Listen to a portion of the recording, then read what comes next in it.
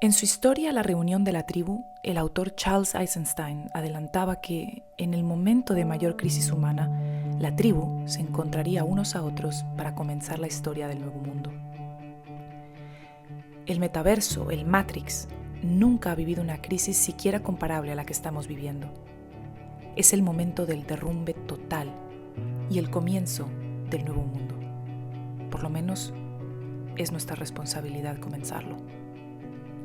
Como el arcano de la torre en tarot, la destrucción no es fácil, pero es necesaria para el nuevo comienzo.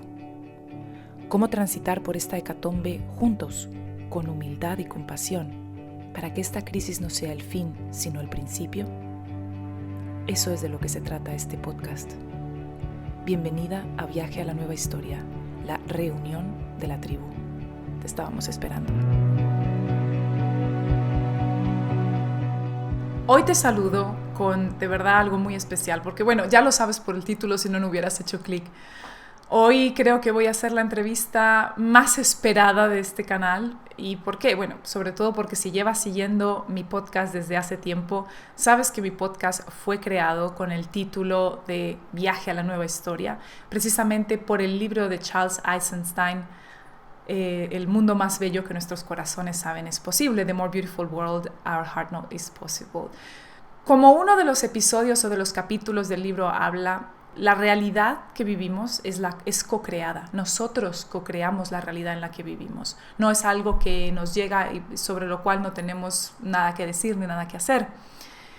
Y yo sabía que eventualmente, y Charles nos va a hablar de esto hoy en la entrevista, eventualmente yo sabía que cuando yo hiciera una cosa detrás de la otra y tomara un paso detrás del otro, iba a llegar el momento, iba a llegar el día en el que iba a ser capaz de hablar con Charles cara a cara y traéroslo o traérselo a ustedes para este podcast.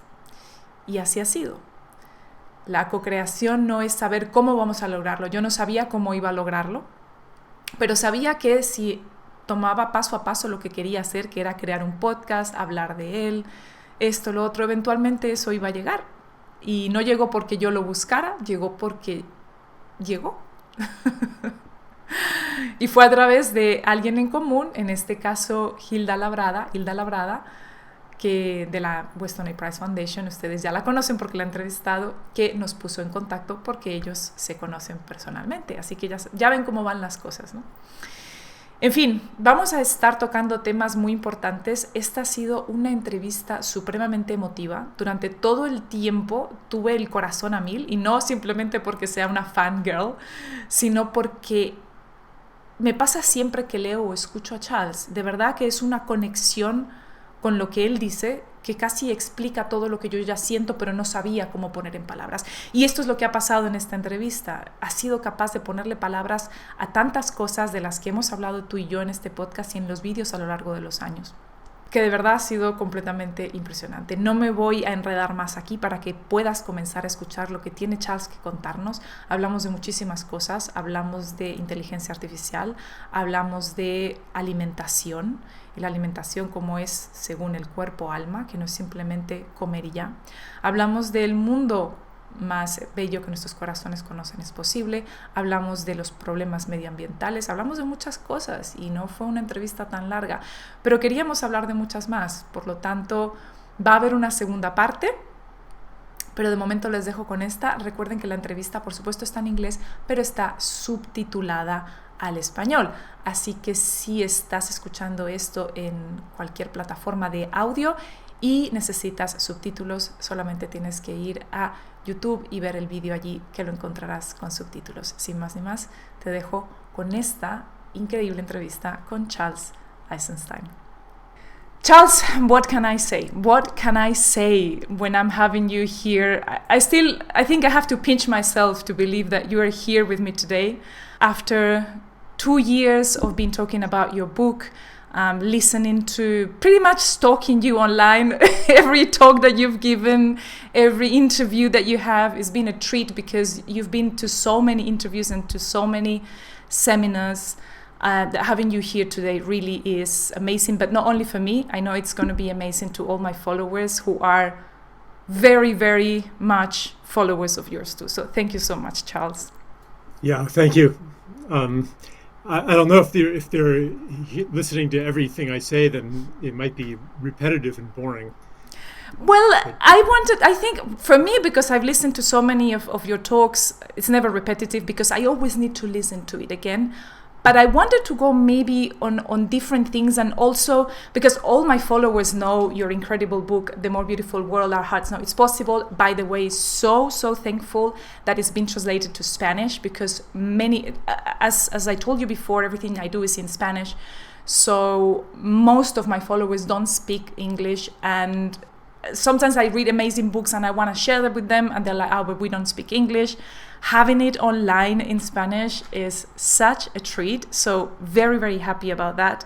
But many of my followers who know me, because I talk a lot about food, like it's mainly what I talk about is food as medicine, and how our metabolisms and everything, and the connection between body and soul. And food has a lot to do with that connection between body and soul. The Yoga of Eating is another of your books that I think people really should discover. And even though I haven't found it in Spanish written, but it is an audible version of it in Spanish for people who want to find it. That's right. Yeah, I forgot about that. There is, yes. How come it's not in written version, but it is in audiobook? It's amazing. I don't know. This book I wrote before. It was like my practice book. I wrote it in 2002. Yeah, so I don't talk about it a whole lot, but many of the ideas that I've worked with in the last 20 years are in that book in a rudimentary form. Yes, that's what I saw when I was reading. Is a lot of the things that you talk in your later books are already reflected in the Yoga of Eating, which actually shows us that eating and food goes beyond just nutrition and eating and food. Because if the ideas that you presented there, and also in your course, you have a course online about how to eat. No, I mean this is very reductionist, but how to eat. No, as humans, what do we eat? How do we eat? We are the only animals that have this problem of what do we eat and how do we eat, right? So it is connected to a lot of things from our life, and that's one of the questions I wanted to ask you is, if really food and the way we nourish ourselves is so intertwined with our realities and everything that goes around us, how do you think that the separation that as humans we have right now from our food is also affecting our separation from each other, from the environment, and from God? Do you think there is a relationship there between that? Oh, yeah, you know what I think about that. Yes. Yeah, of course. Yeah. In the last 20 years, there's been a lot of fads about diet. It's gone from low fat to low carb to high fat to now they're starting to talk about, well, actually we need carbs after all. And the whole time there's been vegan and paleo and macrobiotic and like all of these different kind of fundamentalisms. Okay. So the yoga of eating is basically saying we have this information in our bodies, and the body isn't just the body. The body is also everything that we call the mind, the soul, the being, all of it. It's not separate from the body. Mm-hmm. And that doesn't mean that, you're just the body. Anyone who says, well, you're just the body, and anyone who says you're not just the body, they actually are in secret agreement that the body is just something. Mm-hmm. But when you understand that everything that you call the soul and the spirit is enfolded into the body, then the body is no longer just the body. Mm. The body is infinity. The body is God.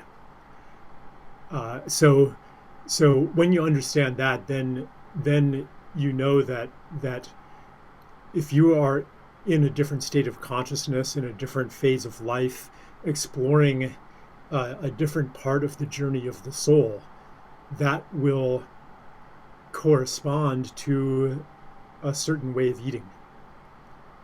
And you cannot separate that in a mechanical way and say, here is the formula for how a human being should eat.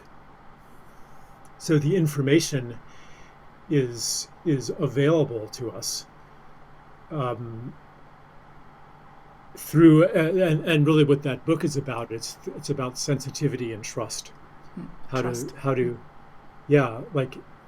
tune into the information of the body, but really it's how to trust that information, because we have a lot of programming of distrusting the body, overriding the body, denying our desires, denying our appetites, and if you ignore it enough, then you lose sensitivity to it. So some people don't even know what they really like. All they know is what's good for them, and they eat that. Or what makes them, what distracts them from feeling bad, which is actually maybe even a better start than I'm going to eat what's good for me based on something I've read, and ignoring, at least like somebody who's using food as an addiction for comfort and security, at least they're in a place of meeting desire. And for them, then I would say, well, okay, now let's get really serious about what do you really want? What actually tastes good for you? What actually makes you feel good? How do you make food a gift for yourself? As if you were the mama of a child, and you want to take really good care of that child, and that's your inner child. Like, are you just going to give the child ice cream all day? No. Are you going to, but you're not going to give the child food that it hates either. You know, you're going to be that child. Like, be good to yourself. This is what the yoga of eating is really all about. It's giving ourselves the gift of nourishment. This last part that you said about giving ourselves the gift of nourishment. This is one of the things that shocked me, not in a bad way, in a good way, like enlightened me about the book.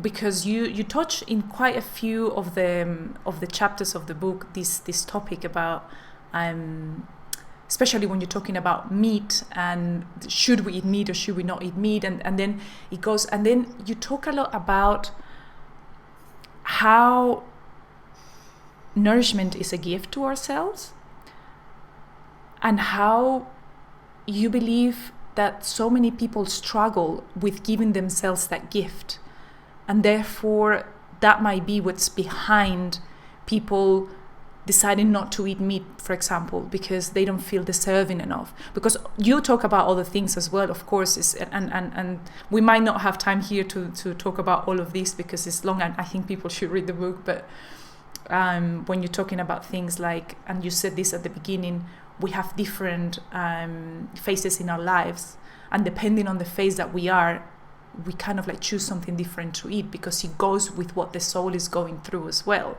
And it also goes with what moment in your life you are. Are you young and raising children and being very connected to the material world, not in a bad sense, but the 3D world?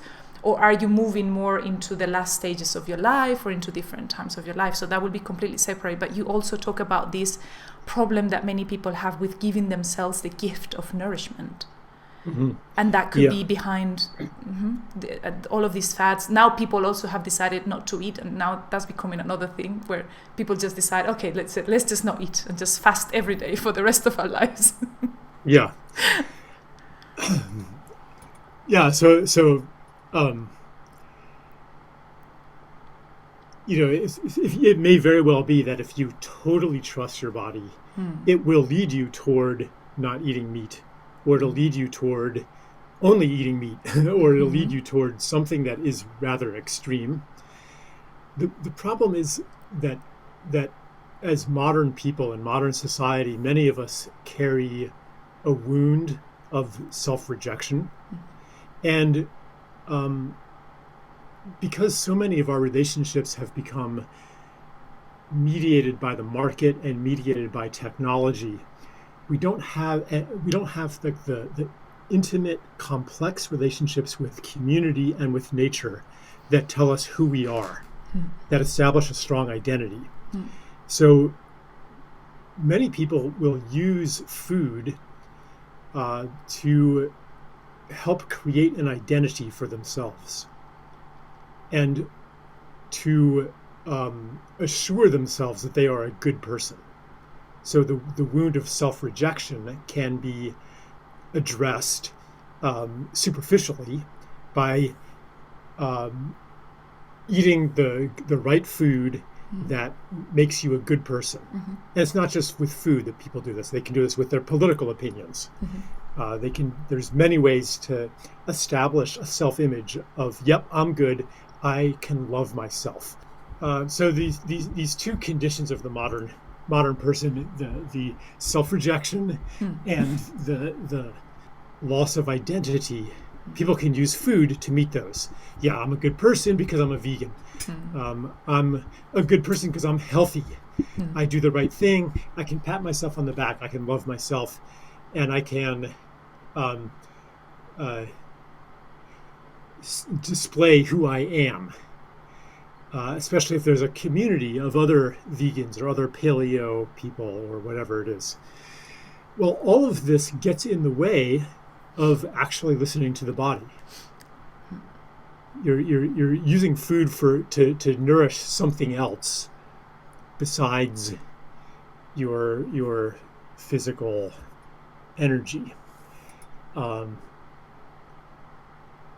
if you continue to use food to gain approval, say, from your social group, yeah, you'll get approval, but what you won't get is physical health, strength, and vitality.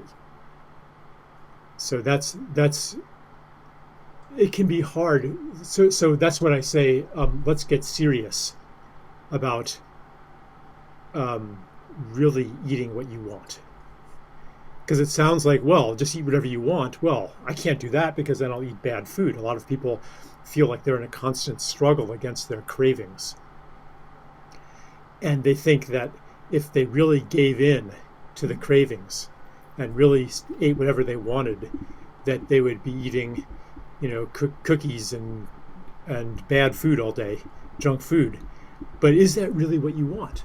Like, what if you really get serious about eating what makes you feel good and you pay attention after you eat it? Do I feel good now? And based on love for myself, I'm going to remember how I feel right now. I'm going to record this in my body so that I won't have to even remind myself next time. All I'll have to, it's like, I mean, I could say so much about this, but one example I give, I can't remember if it's in this book or if it's in the food course that I made later. I said, imagine if you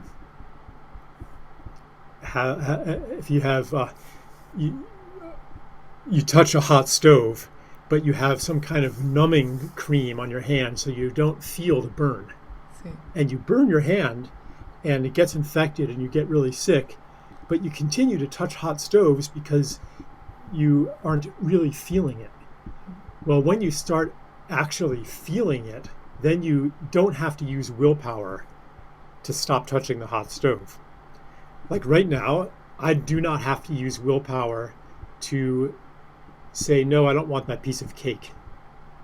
Because when I eat the cake, I feel the entire experience, not just in that moment, but afterwards too. I can feel it in my body a few hours later.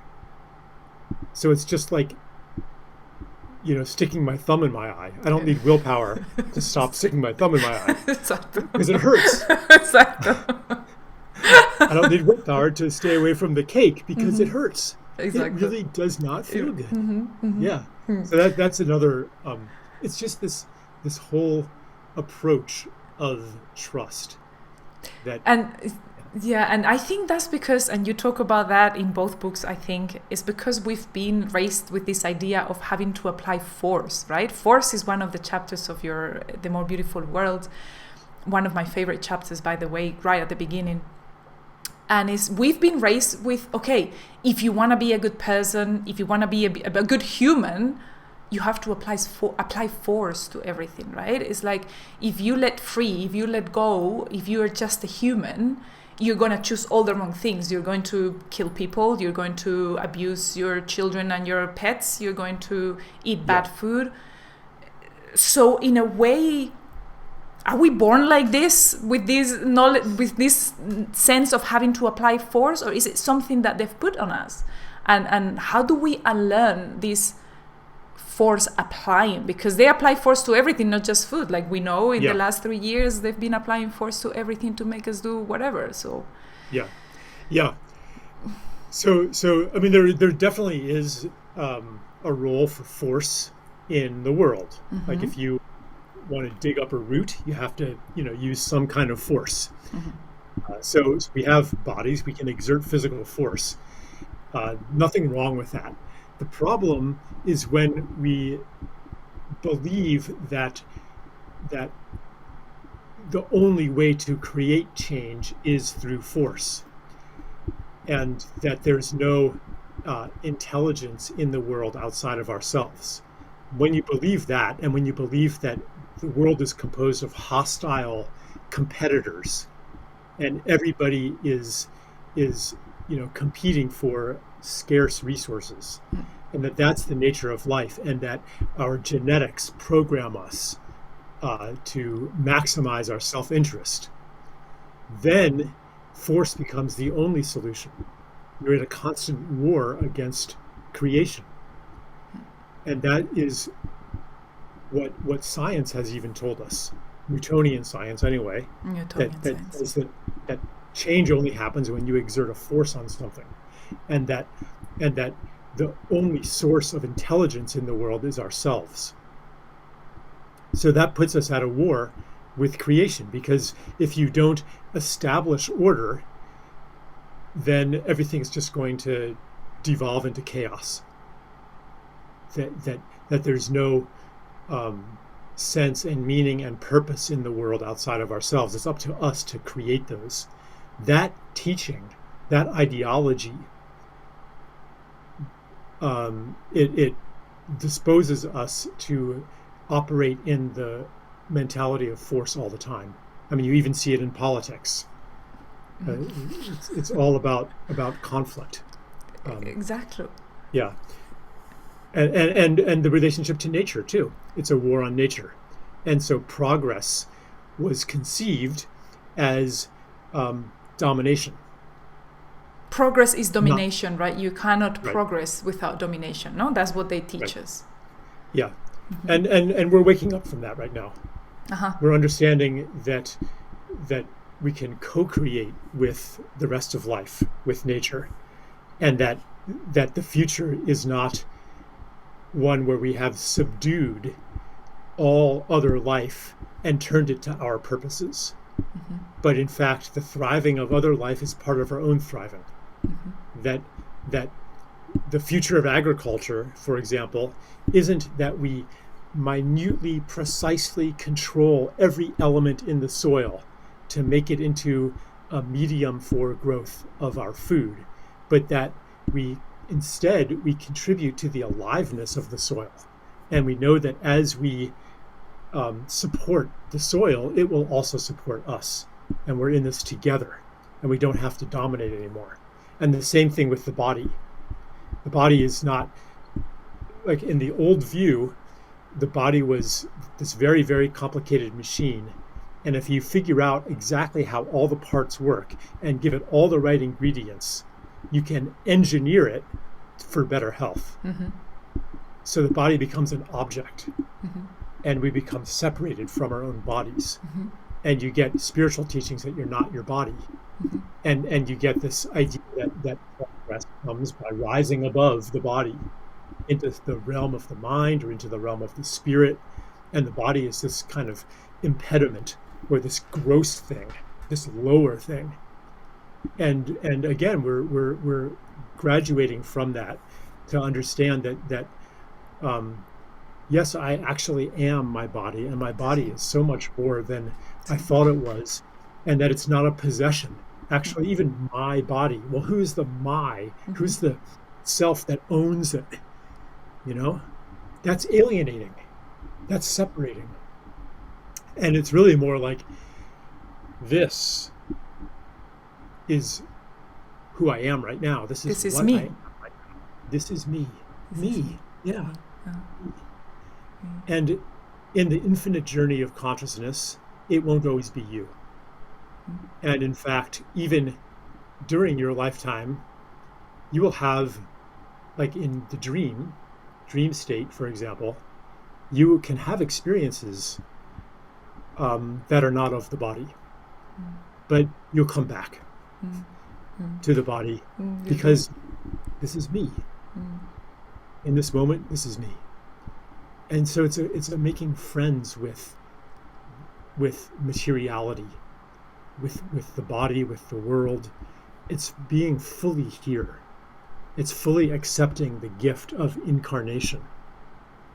That's really what the yoga of eating ultimately is about. I think I'm about to cry. This, apart from very touching and incredibly touching, this also brings us to something that I talk a lot about to my followers. And when you touch the topic about the Newtonian science, and what they say today is that we can only believe and we can only trust what can be represented by the Newtonian science or the Cartesian chart. Is like, if you can prove it according to them, then it's real. If you cannot prove it, or there is not studies about it or whatever, then you cannot believe it. And we choose to believe to have a belief or a story that is based on personal alignment and resonance rather than conclusive evidence. A lot of people during these 13 years that I've been doing this, whenever I talk about something that it's not Cartesian or that it's not Newtonian, I always get the comments of where are the studies that prove what you're saying? I say, be my guest to go and find them, because you will find studies to go on favor and against what I'm saying, and you will find studies to go in favor and against everything, because everything and nothing is absolute true. So when we choose this belief system, which is I'm trusting, and trusting means, or I think is intrinsical, it means that you don't have the evidence in front of you, you're just trusting. You are trusting, you have faith in this is the way. We don't guide ourselves with this Newtonian science that you were talking about. And nowadays, when we live in this world where everything, the conventional approach relies solely on rationality, how can we as individuals navigate this choice of an alternative belief or a belief that is not completely in that modern science? In this world. It's not about, it's not actually to trust intuition instead of rationality. It's to recognize the place of each one. So, I think that it's a perfectly valid question to say, well, where are the studies that demonstrate whatever you're talking about? When you ask that question sincerely, then you start to ask, who funds the studies? Exactamente. Yeah. Exactamente. Like, maybe there's a very good reason why there are no studies on a certain topic, because there's no, if you look at where the studies are funded, there's no incentive to perform these studies in the first place. Or maybe there's an incentive to perform studies that are designed to fail. So it's not a problem with the idea of research, the idea of quantitative research. That is part of the expression of the human mind. It's one of the ways that we gather information. But you cannot escape, on some level, a choice of what questions to ask and what to believe. Like, for example, during COVID, people would say, well, show me the studies that prove that ivermectin is an effective therapy for COVID. And there were plenty of studies out there, but you would have experts saying, no, these studies are illegitimate, and you should look at this study instead. And there were other experts saying the opposite. Some of them had the support of the political power structure, the WHO, the CDC, and others did not have that support. And the scientists who did those would have all kinds of problems. Yeah. So which one are you going to believe? Ultimately, it comes down to a choice. And that choice of where to look for evidence, that cannot itself be based on evidence. Exactly. So at some level, belief can never escape choice. We can never surrender it just to evidence, because we always have to trust somebody to provide the evidence. Exactly. Yeah. We need always someone to provide us with some kind of evidence. And how do we know that that's all the evidence that there is, right? Yeah. I mean, I guess you could have your own laboratory. Yeah, we can. But even then, you do an experiment once, you want other people to confirm that experiment. And not everybody can be a laboratory scientist in every single area of their lives. You have to. So our society overall trusts the institutions of science. And there's a lot of reason to believe today that those institutions have become corrupted by money and by ideological inertia. And that doesn't mean everything they say is wrong, but you cannot simply appeal to their authority. I mean, that should be obvious by the way that they have contradicted themselves over the years. It should be, right? One would think. Yeah. One would think. One would think. Yeah. But it's very disorienting to say, okay, if I cannot trust what the authorities are saying, then what? Who do I trust? Yeah. And how do I make choices? And that's one reason why this is where the yoga of eating came from. Looking at all these different contradictory diets, and I was like, okay, I guess I'm going to have to find some other authority. When the external authorities contradict each other, I guess I will need to cultivate some kind of internal authority. Meaning to find the evidence in myself, to turn inwards instead of outwards, to look for the evidence outside, but inside of me. Yeah, to find the knowledge that's available to a deer that when it gets sick, it knows what herbs to eat. To find the knowledge that's available in indigenous people who, if you ask them, how did you learn? How did your people learn the properties of all these different herbs, of all these different plants? You couldn't have done trial and error. They learned through. What they say is that the plants taught them. See. You have a dream, the plant tells you. How would you know to combine, the ayahuasca vine with the DMT providing part? How do you know to put these two together? Like, you can't just try them all out. There are other sources of knowledge that are not the scientific study that human beings can access, that come from the body, that come from ways of communicating with the intelligence of the world, rather than trying to pin down the world and dissect the world and divide it into pieces and open up the machine to see what's inside. You can communicate with it as a living being and get information that way.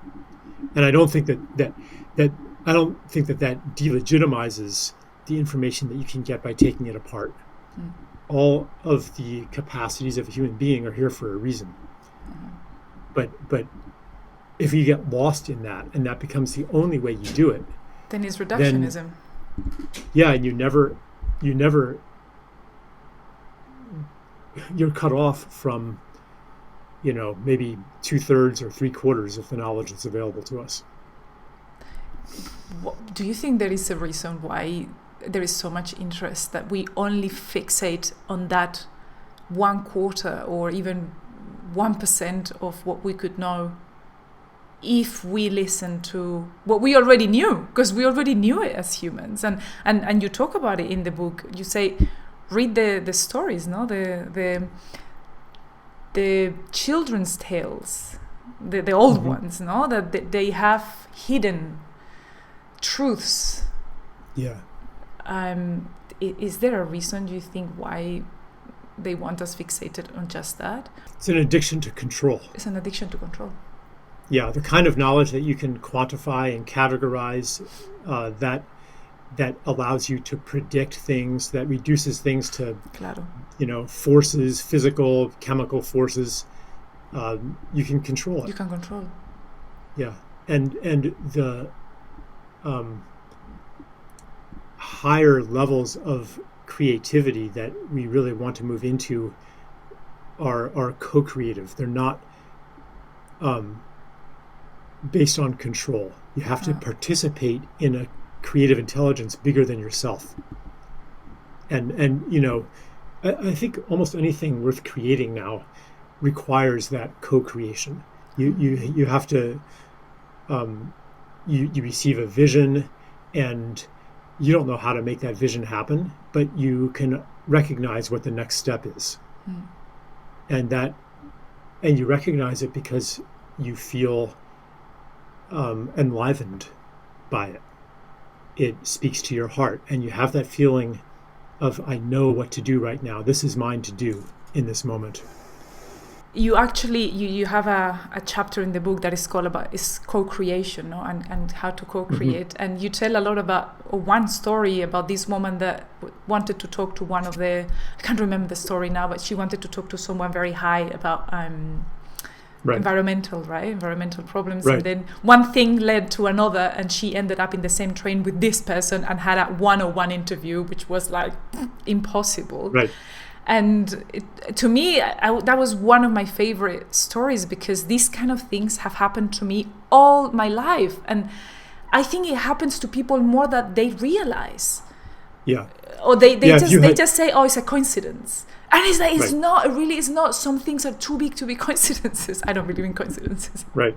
Yeah, if you had to make it all happen, if you had to have a plan to meet the right person at the right time, and to have the right phone call come in at the right moment, there's no way. No way. Nothing would be possible.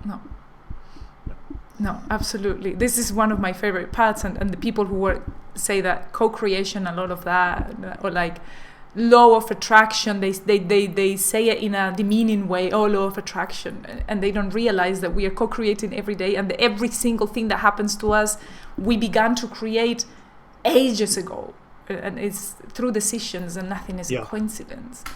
And I really like what you say about that. It's the addiction of control. So most of the decisions we make nowadays are based on, can I predict what is going to happen? Because we live in an era of anxiety. And anxiety is fakely cured by control, right? And then that also affects, which I love, and we're going to be ending, because I don't want to take too much of your time, but I could be here with you 5 hours. That also affects the now narrative of climate change. And we can measure CO2, therefore all the problems in the world are because of CO2. And it's like, again, this is reductionism. Yeah. Again, this is not the problem that we have in our hands. Like, actually, many people don't even understand that we are alive thanks to CO2. People think it's oxygen. It's actually CO2 what keeps us alive and healthy.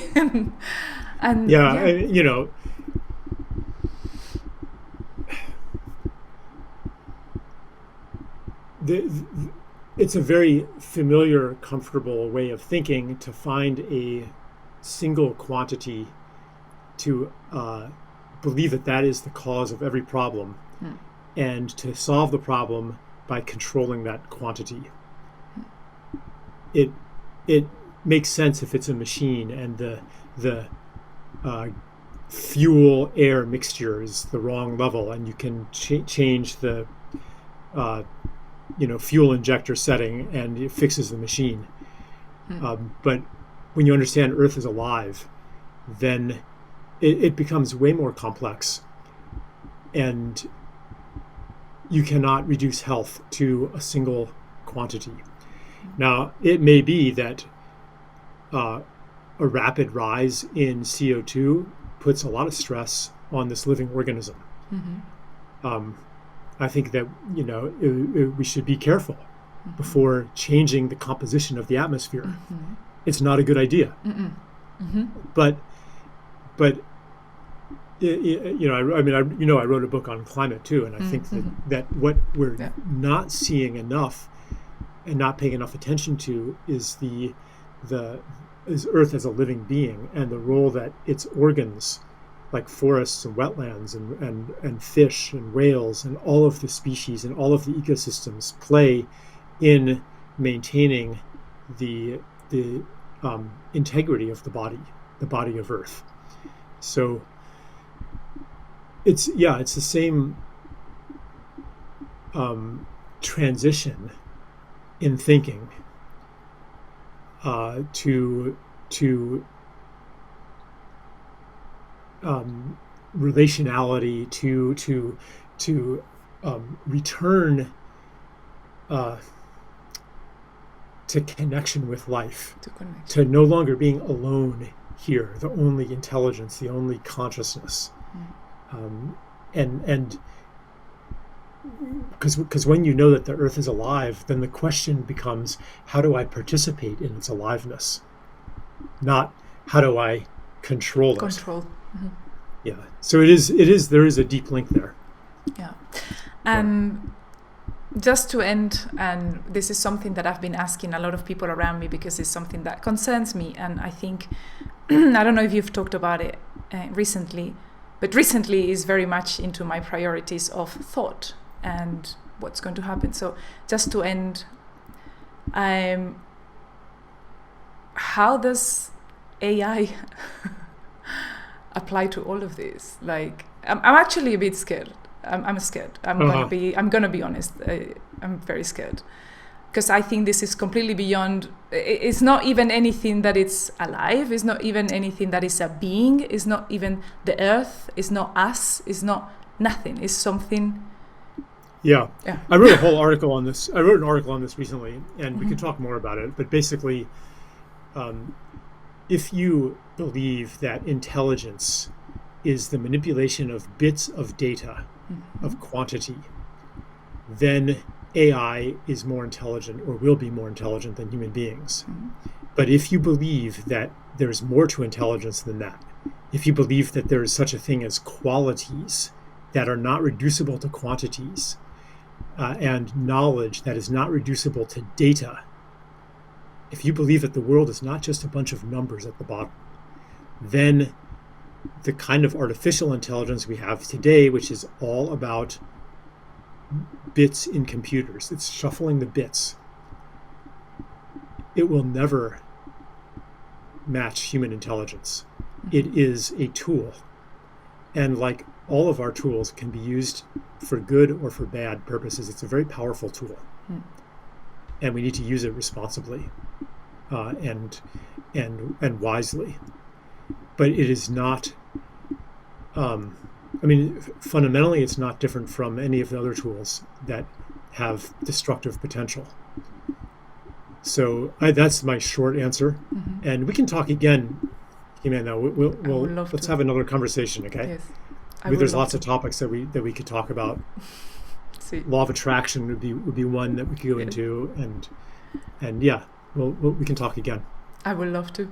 So with that promise and that co-creation, we're going to leave this conversation. I'm sure everyone is going to be waiting for the next one. So thank you so much, Charles. And I don't know if there is anything else you want to say before you say goodbye for now.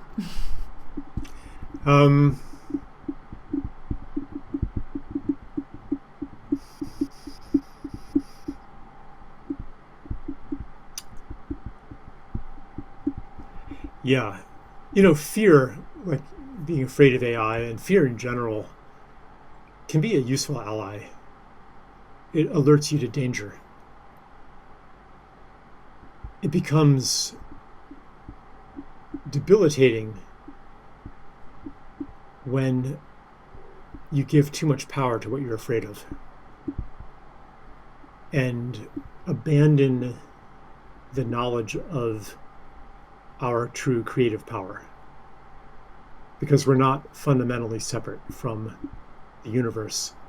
Our consciousness, our beliefs, our ways of being have power beyond what can be translated into the rational understanding of force. And when we recognize that and become willing to really stand in our true power, then the fear returns to its proper role as one of our navigational tools. And we don't surrender what's true about our divine nature. So, don't be too afraid. That's excellent. Thank you so much, Charles, and I can't wait to talk again very soon. Yeah, me too.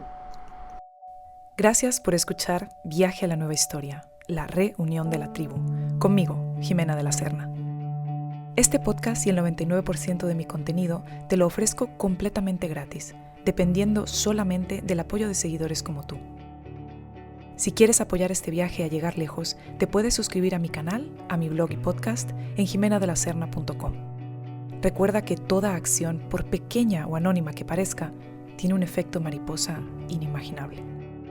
Si cada que recibes una pieza de contenido mía que te inspire o ayude, la compartes con una sola persona de tu círculo, estarás pavimentando el camino del viaje al nuevo mundo y la reunión de la tribu será imparable. Gracias por viajar juntos. Nos vemos en el siguiente episodio.